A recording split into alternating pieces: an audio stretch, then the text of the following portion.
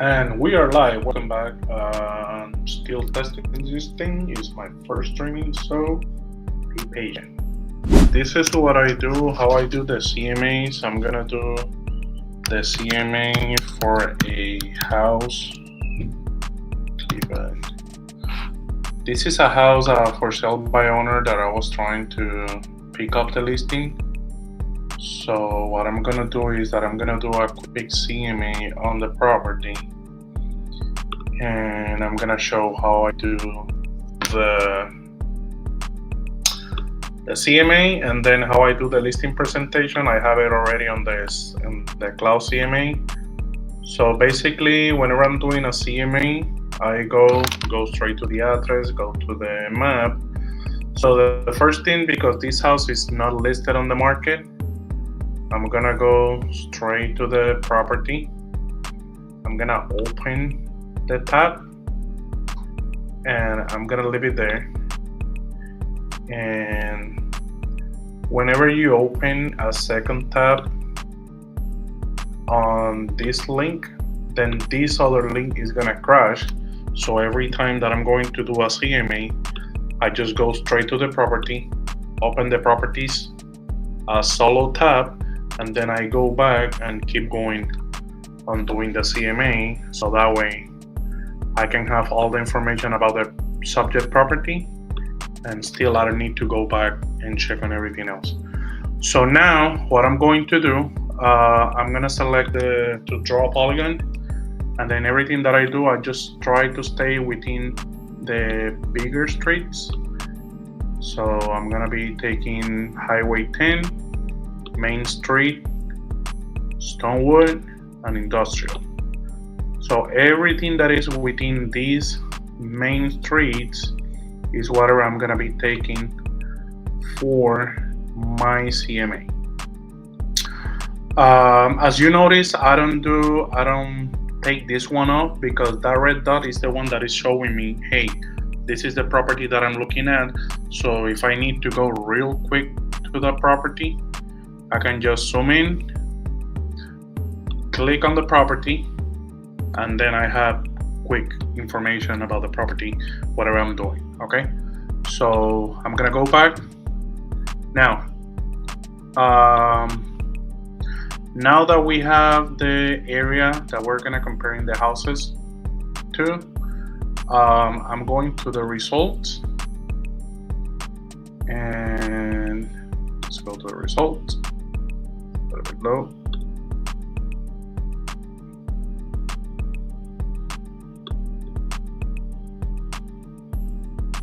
After we go to result, I'm gonna go to agent single line display, and now I'm gonna check the square footage of the property, because we're gonna make the CMA based on the square footage. Then we go about the how many rooms, how many bathrooms, and whatnot. But for now, we're gonna start with the square footage. So this house, my subject property is 1,500 square feet. So what I'm going to do is that I'm gonna check mark everything that is 1,500 square feet, 200 square feet higher, and 200 square feet lower. So in this case, we're gonna stay between 1,300 square feet and 1,700 square feet. After we get that, I'm just gonna go ahead and check mark everything that is within that range. For example, these two I'm not gonna take them because they're too big. This one is too small. So I'm gonna keep going down, and we have a 1,700, 1,500, 1,400. Now, I have been to the property, so I already know the house is fully updated, even though there's no pictures on the MLS. The house I know is updated. I have done a couple open houses in the property, so I know the house is updated. So in that case, I want to reorganize the prices from higher to lower price, because my house could be on the top of the market, so I don't care about the cheaper properties. I care about the more expensive property or the houses that are on the top of the market in that specific neighborhood. So because I know my house is updated. I want to see from the lower side. You can see that this one is on 275, and then the next one jumped to the 300s. I want to see how that one looks like and how this one compared to my house, because this one I know the neighborhood already. I've drove by, and this one should be on the lower side of the market, but the houses that are not updated or that need some love, this one should be on the top of the houses that need some love. So that's why I'm starting with this one. Now we see the property is a corner lot, you need some landscaping, and boom, there you go. The house is not updated, it needs remodeling. I can tell the carpet is old, the flooring on the kitchen is old. So I already know this one do not compare to my house, because it doesn't look anything like the one that I'm doing the CMA or the subject property, let's say. I'm gonna go back to Angel and Agent single line display, and then I'm gonna look the next one. I'm not gonna check on the lower ones, because I already know if this one is the more expensive one and need upgrades, by default these other ones are gonna need upgrades. So we can just go real quick to this one, and it actually had only one picture. That means this is a fixer upper and this is an investment property, so I'm not gonna waste too much time on them. And let's just go to the second one just in case, so you can take a look. We go to the pictures, and there you go, no quality pictures. The house is outdated, so this is clearly an investment property, or this specific one is in livable conditions, but it's not on the top of the market, so I'm not gonna use it for my CMA. I use it as a reference, but when I'm doing the cloud CMA and when I'm doing the listing presentation, I don't use it because it doesn't serve me the way that I want, and it doesn't help me on the presentation. So now I'm gonna go to the next one, which is the 330,000, and this one looks more like the house that I'm shooting for. And I can tell you this, the front side or the curve appeal looks better, but inside I would like to say they had the same flooring, the same paint color on the walls, the same ceiling fan. He put ceiling fans and everything. So the only difference that I can tell from my subject property to this one is that this one has quartz on the countertops. The subject property that I'm looking for is granite, and you can tell that by the design on the stone. This one has like veins on the top. The granite has like little sparkles, so that's one of the ways that I use to identify if it's quartz versus granite. Okay, so I'm gonna keep going. It looks pretty nice. I actually like the combination between the dark blue. Women, you ladies know how to identify that blue. For me, it's blue, and the white. And I like the gold handles. I like that. All right. It has flooring throughout. It doesn't have carpet on the rooms, which is good. The bathroom is pretty nice. So this one really compares a lot with my property. I would like to say that this one is a little bit higher, just because it have more quality, not more quality, but it had higher finishing on the kitchen and the bathroom. This backyard is smaller. It's definitely smaller.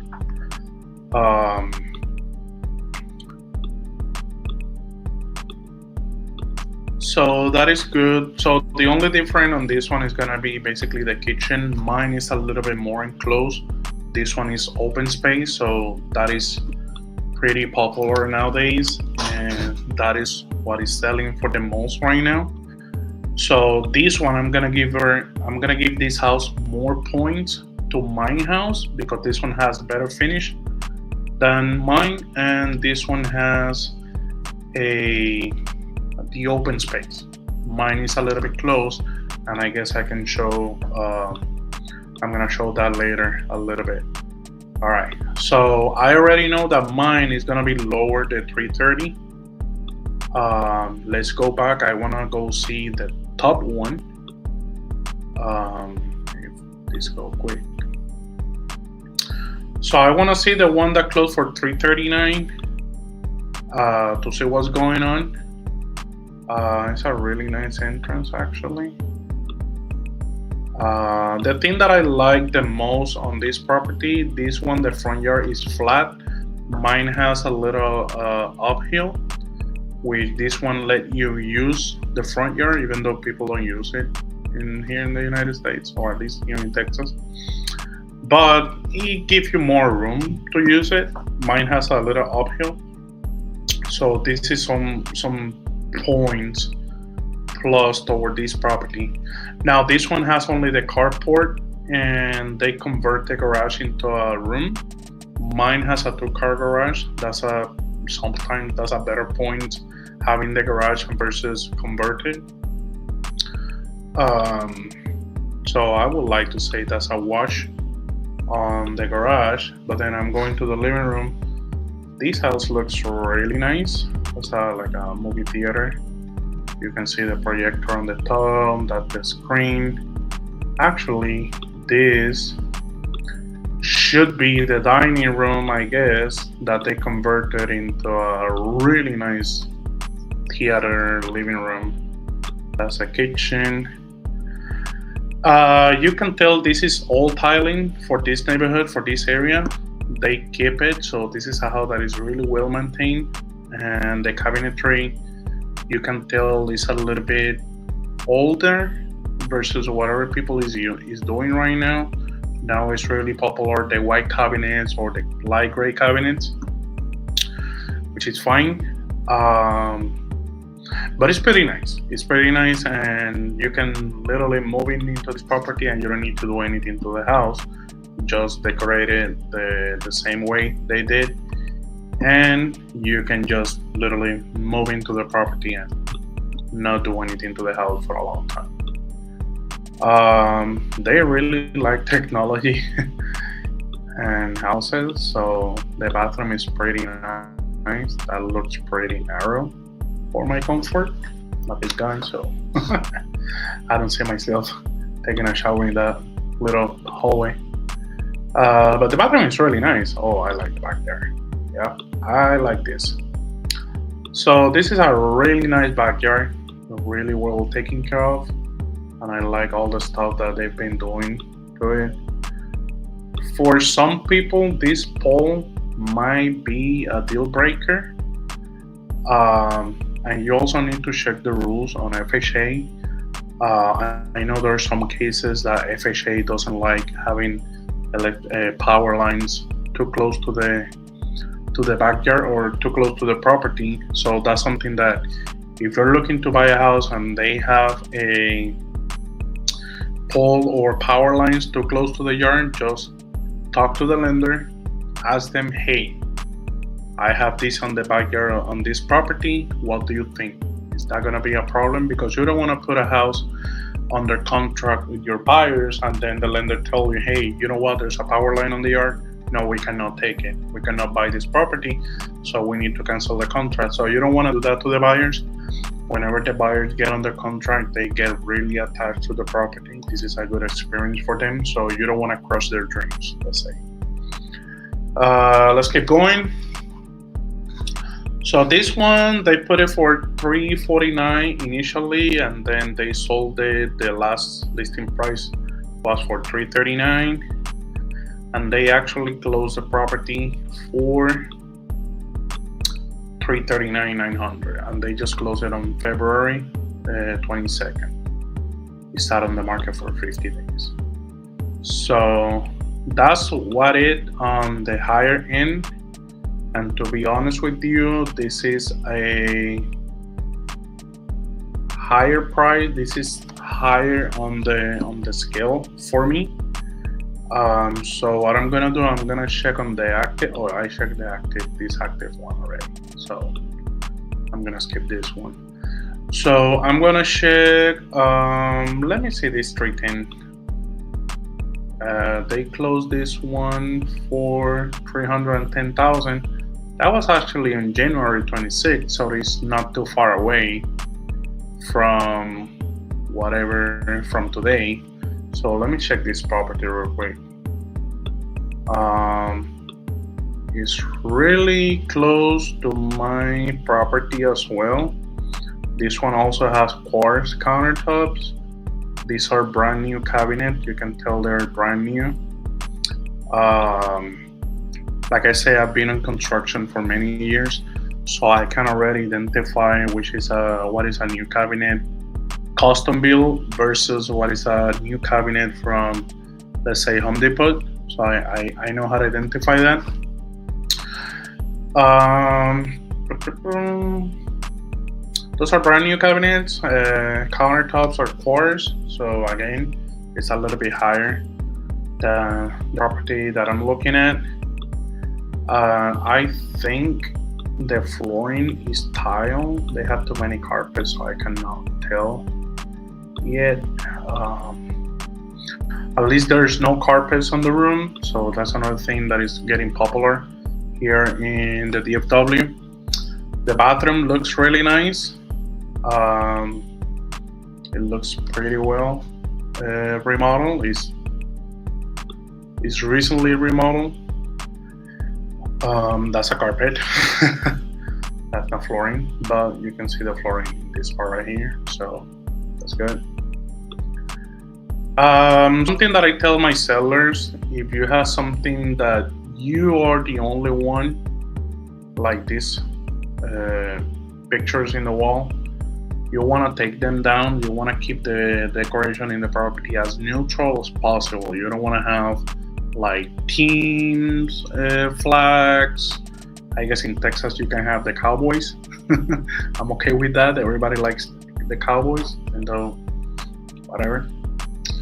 Um, Looks pretty nice. This is kind of what is this? What the heck is going on in this bathroom? So I will assume this is a half bathroom. Pretty nice backyard. That's like a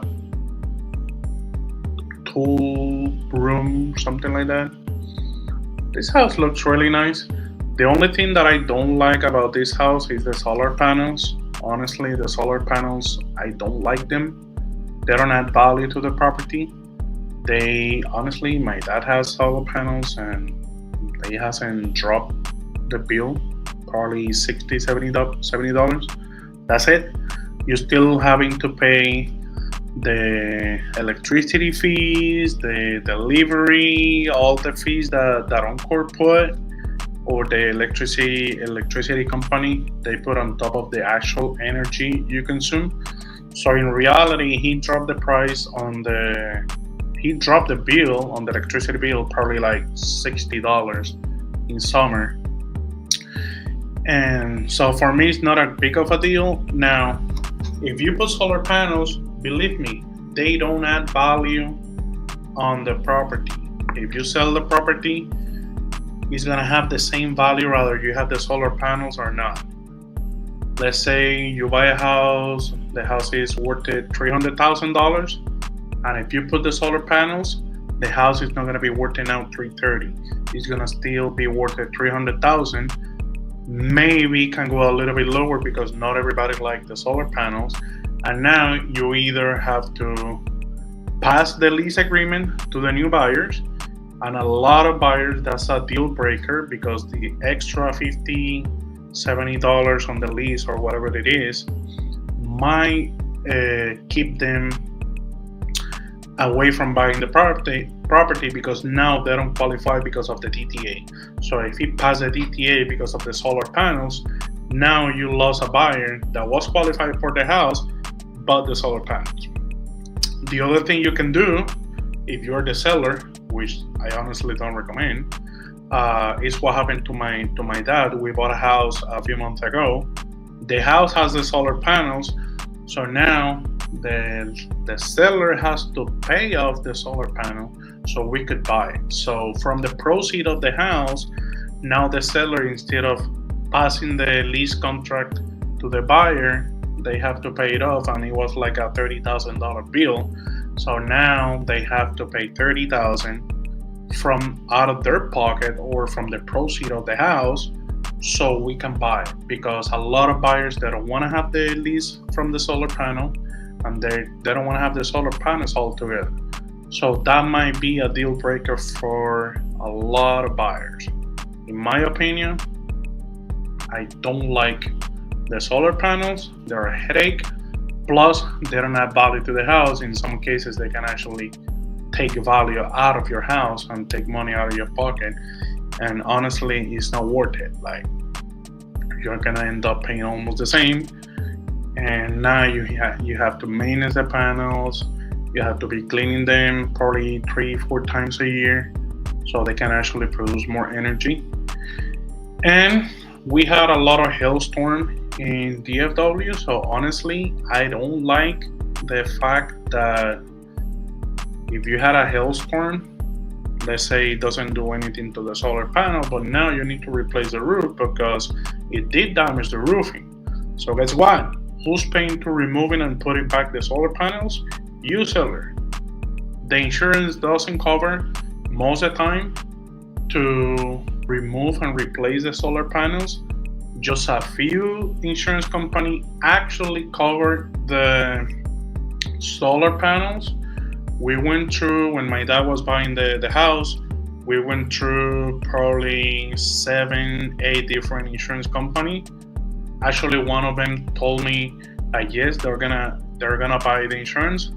When we're heading to closing, they tell me, hey, you know what? Never mind. I'm not gonna buy the insurance because they had the solar panels, and they put a lame excuse like the wiring on the electricity on the house was like aluminum instead of copper. It was a lame excuse. They just wanted to bail out from buying the insurance. So it was almost a cash deal, and we could have closed in less than 15 days.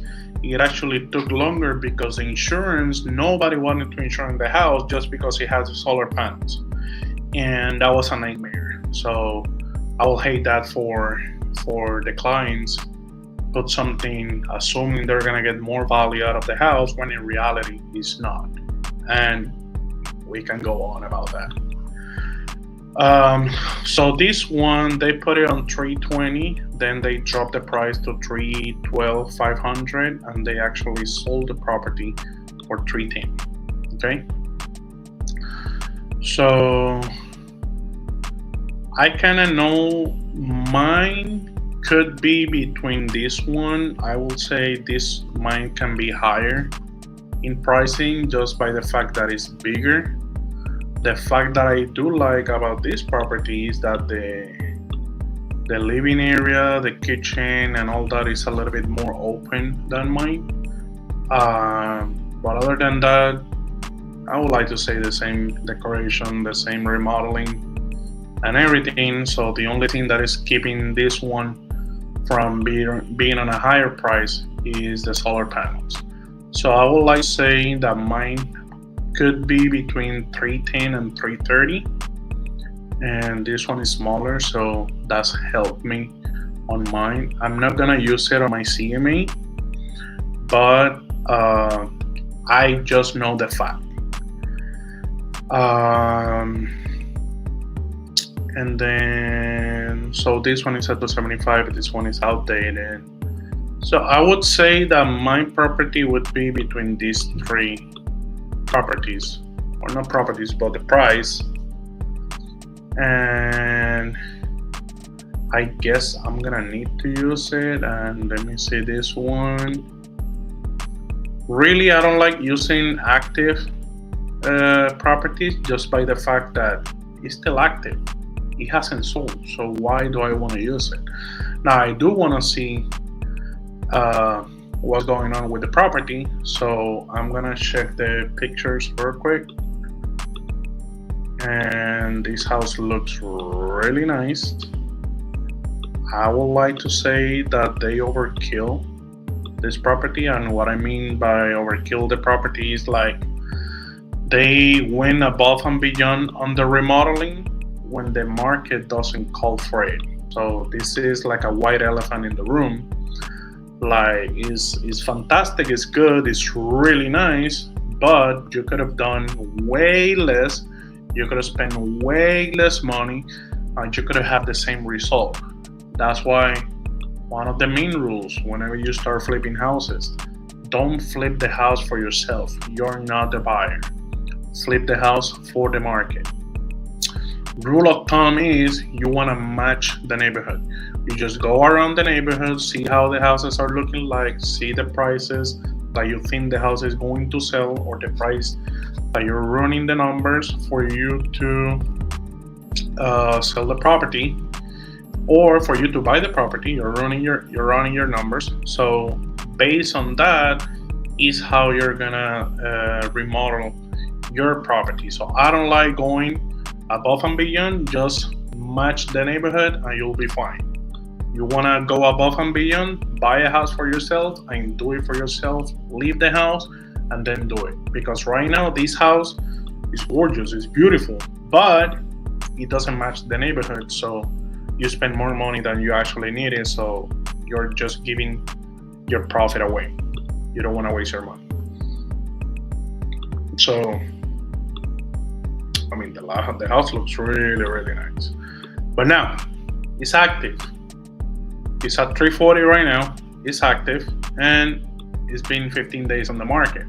So, do I really want to use this one as a comp for mine? Number one, it's way higher on the remodeling versus mine. And now, they are telling me I am at 340 and I'm not selling. I'm still active on the market.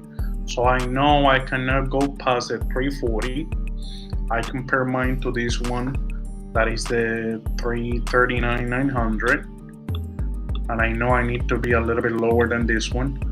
So I would say if I was gonna list this property, I might start at 310 and then let the market decide, because then after this one below the 300, so this is the bottom of the market right now, is the 310. It's actually way smaller, but it's the bottom of the market. Okay, so of course I'm not gonna go below the 300 because the next one is not updated, as you can see on this picture. So I'm okay with that. But then I cannot go on the 310 because this one is a little bit higher on the market. When you compare the properties, are the same, but just the open space, the cars, the decoration, and just being a little bit more open. I don't want to be too close to this house because then I don't want the house sitting on the market for so long. So what this told me is whenever the house stay on the market and they actually close for the price they put it on, that means that you are right on the spot. Whenever the house you go slightly under the market, the houses fly off the market. When you go above the market, they stay forever on the market. They don't actually sell. When you have a house sitting on the market for a little bit and it actually sell for that price, that means that it was just about right on the spot. But if you would have put it a little bit lower on the price, it could have been gone way faster than it actually did. So at this point is number one, the realtor. Do you want to have a house sitting on the market? The longer it goes on the market, it start losing value because it start raising red flags to the buyers. So if you don't care about selling the house fast, yeah, you might want to go a little bit higher. Me personally, I don't do it. If you need to sell the house, then you want to be slightly under the market so you can sell the house faster. So for me, for the house that I'm looking for, I would like to say that I will put it on 310 and then let the market decide. either if it's still overpriced or if it was actually right on the spot. Okay. So after I do that, I'm gonna go ahead and do a cloud CMA. I'm doing the cloud CMA with the 4 properties that I chose. I'm choosing the three houses that actually close, and I'm choosing the first house that is active and is higher on the market. If you notice, I didn't choose the one that is at 275 because it doesn't compare the conditions to my property. Now I went to the higher one because I want to show the client, hey, look at this house. It looks really nice. I understand you want that money for your house, but the market is telling me, hey, I am overpriced. I'm pretty nice, but at this price, I haven't sold yet. I'm still active. I'm still on the market. The market is not picking me up. Okay, that is what that means. So if I want to sell it faster, then I need to put it. That's my price, 310. So, and that's the reason that I chose 3 houses that actually closed and the one on the top of the market that is still active. All right, so I'm going to the cloud CMA. I'm gonna put for sale by owner CMA. I'm gonna put the address of the property. Drive. This is the property. This is it. I'm gonna fetch the listings.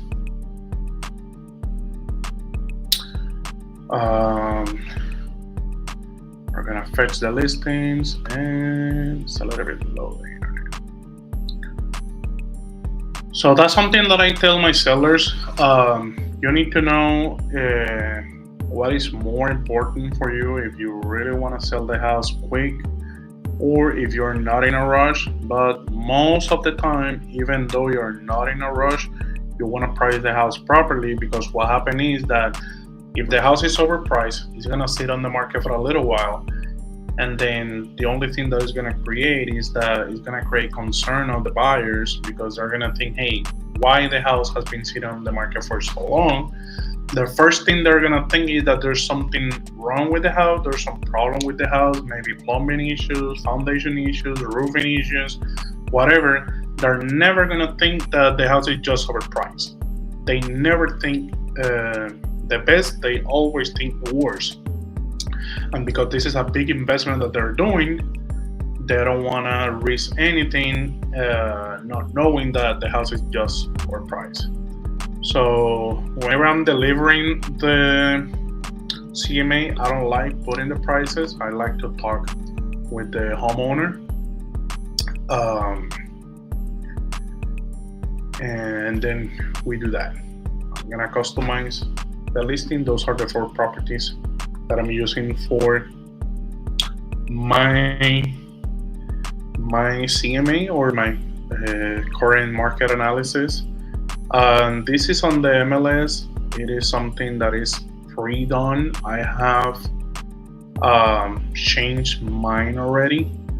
I have added some stuff. For example, this is something that I add to the standard one on the CMAs, and this is telling me how we need to sell the house 3 times. We don't sell the house just once. So we have to sell the house 3 times. The first time that we need to sell the house is on the price. If the house is overpriced, it's not gonna sell. So that means we cannot go to the second and the third sale because we need to go in order. Okay? So the first one, you need to price it right. Whenever we get on the contract, you sold the house for the first time. Now we move to the second and the third time. Now the second time is the inspection. We typically hire an inspector. It's a licensed inspector. They go inspect the property. They see what's going on in the house. They make sure that everything is working properly. If there's something that is not working properly, then they highlight that, and then we go back to the negotiating table. That's the second time that we need to sell the house, because now we need to agree on the repairs. We need to agree on if we're getting credit for the buyer, if we're not giving any credit to the buyer as a seller, or if we're not giving any concessions. So those two actually need to agree on the price and the terms for the second time. Now, the third time that we sell the house is on the appraisal. We need to, the lender is gonna do an appraisal on the property so they can make sure that the money that they're lending to the buyer is actually worth it, whatever we're selling the house. So they want to make sure that they're allocating the money in a safe investment, I would like to say. So that's why they're doing that. And all of them do it unless the price gap is huge that they can actually waive the appraisal. If the house meet value, that's the third time that you sold the property. Now we can go to closing and boom, let's go, let's move in. All right, so that's just a little example on my CMAs. After you do that, I'm just going to publish my report. I'm gonna save it and print it out, and let's just go to meet with the homeowner to see if they agree on the price, they agree on the terms that we're gonna sell the property, and then boom, on to the next. So on here you can either copy the PDF link, the PDF live, you can view the PDF, or you can just download it, okay? So that's it for today. Next, we're gonna be doing another one. If you would like to see or you would like to know the value of your property, just send me a message with all the information. We can send a private message if you wanna know the value of your property, and I can do the same for you, and we can talk about it. All right, check it out.